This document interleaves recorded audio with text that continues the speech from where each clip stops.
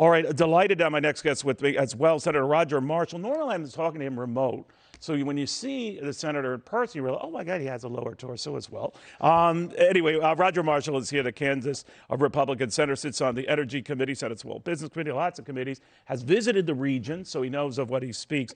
Senator, very good to have you. Thanks for stopping in. First off, on the tornadoes in your home state, any news to relay there? It looks like people survived what could have been a monster.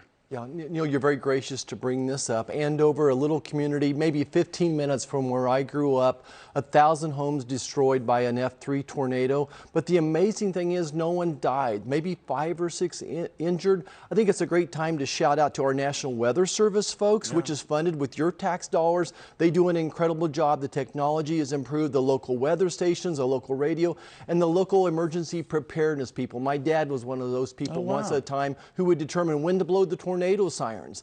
And apparently there was a little bit more time to prepare for this. Not much, but a little bit more, and that might have made a difference. It did. The YMCA people especially, moving those kids to safety and to shelter. One of the most beautiful YMCA buildings in the country had major damage, but no one was hurt. I'm very glad to hear that. We'll be getting an update later this hour and next hour.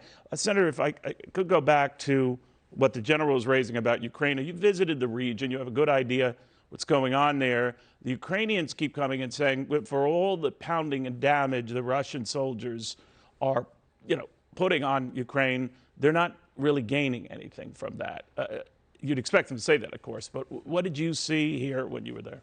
Yeah, Neil, I think on the ground the Ukrainians are winning, but the bombing they're not. So this is going to be a slow, drawn-out war, just like the general talked about. I think we're on day 66 or so. Wow. I think it's important Americans know Did you think it would last this long?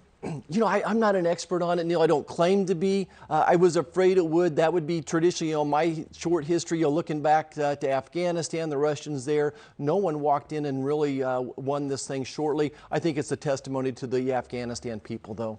To it and the Ukrainian people as well. Yes. Let me ask you a little bit about what could end this, Senator. A lot of people feel that the real pain being felt by Russians will eventually come to fore here, and that even though we hear that Putin enjoys the support of the Russian people, we're basing it on polls that he provides. So what do you think about whether he could be overthrown, whether more tycoons and oligarchs who are speaking out against the war, not in Russia, mind you, but those who live outside Russia, that will do it? Well, I think there certainly is that possibility. We can't control what's going to happen in Russia, but we can control the finances. And I think that's where the pressure is going to come from.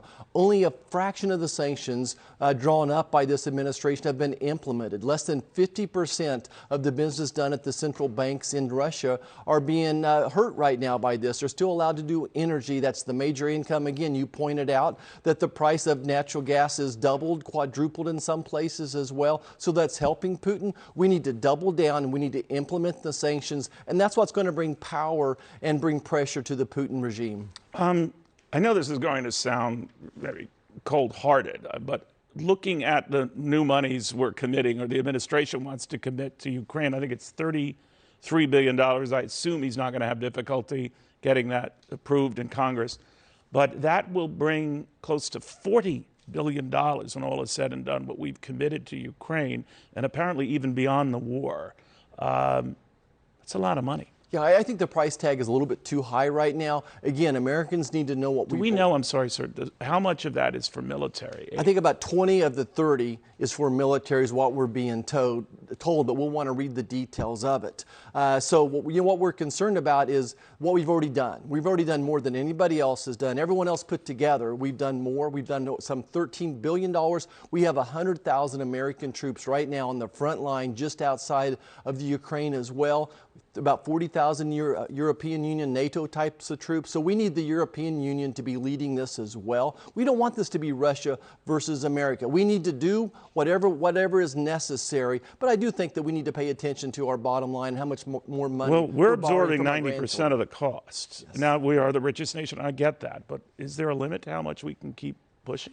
Absolutely, there is a limit, but I think we need to be more resourceful and start implementing our sanctions, not necessarily throwing more money at it. Understood. Senator, very good seeing you. My best to your fine people dealing with this tornado. Roger Marshall, the Kansas Republican. Subscribe to the Fox News YouTube channel to catch our nightly opens, stories that are changing the world and changing your life. From Tucker Carlson tonight.